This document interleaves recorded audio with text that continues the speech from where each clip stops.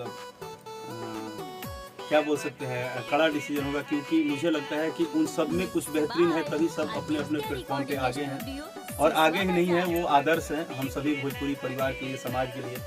तो मैं सभी लोगों से कुछ ना कुछ सीखता हूँ और मैं सबको अपना आदर्श मानता हूँ, सबको अपना बड़ा भाई मानता हूँ।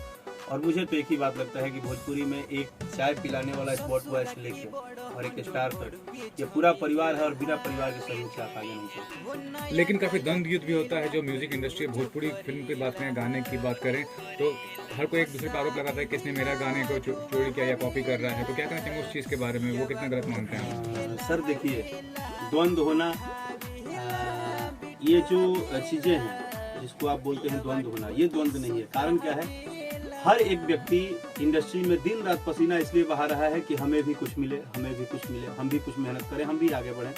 बट इसलिए नहीं बढ़ा रहा है कि वो अगर आगे बढ़े। देखिए, भगवान छीनने समझ में आता है, बट रोजी रोटी अगर इंसान छीनने लगे, अगर कोई किसी को गाना को दबाने के लिए प्लान करने लगे, कोई किसी को पीछे में उसको सिनेमा से निकलवाने का प्लान करने लगे कोई, तो मैं ये बोलता हूँ कि ये इंसान का काम नहीं है, ये सिर्फ उसका काम है जिसने हमें पैदा किया है। तो जिसने हमें पैदा किया है आखिर उसके हाथ में है ही, उसको जब इच्छा करता है तो वो अपना खेला फिल्म दिखाई देता है।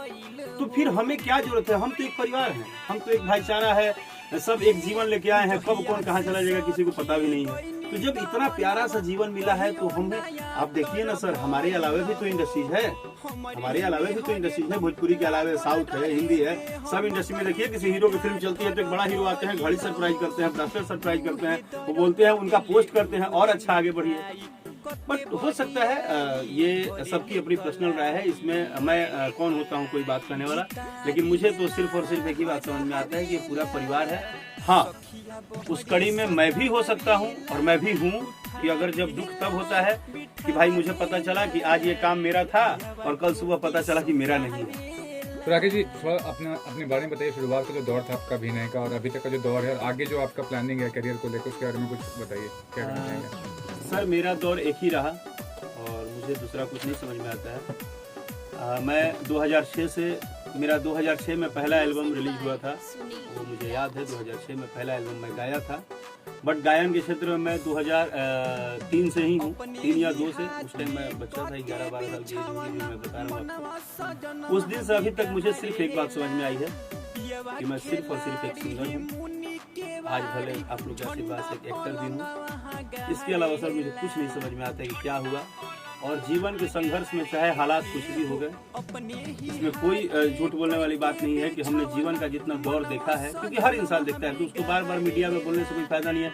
क्योंकि लोग आजकल कमेंट में नीचे गाली भी लिखते हैं, भाई ज्यादा भावनात्मक करके क्या चाहते हो, भावना बटोरना चाहते हो। आजकल ये नया नया ड्रामा हो गया ना भाई, लोग इंजीनियर भी तो हो गए दिमाग के, वो आपके कमजोरी और आपकी मजबूरी को भी सवाल उठा देते हैं। तो मुझे कमजोरी मजबूरी नहीं सुनाना है, लेकिन मुझे एक बात बोलना है कि ऑलवेज माँ सरस्वती का रिस्पेक्ट है और माँ वैष्णो देवी महादेव जिसने पैदा किया है, और मेरे ब्लड में बस एक ही चीज़ है, वो है सरगम और संगीत। और उम्मीद करता हूँ कि आप लोगों की दुआ से मेरे मरने के दिन तक मेरे साथ। राजा तो नहीं गाय ना, काफी आक्रोश में लग रहे हैं आपका चेहरा वगैरह, ऐसा लग रहा है कि जैसे बहुत कुछ बोलना है आपको, बहुत कुछ कहना है आपको, लेकिन जुबान पर दर्द भरी बात नहीं आ रही है। आपने कुछ देर पहले एक जिक्र किया कि गाने दबाए जाते हैं, ऐसी घटना आपके साथ हुई क्या?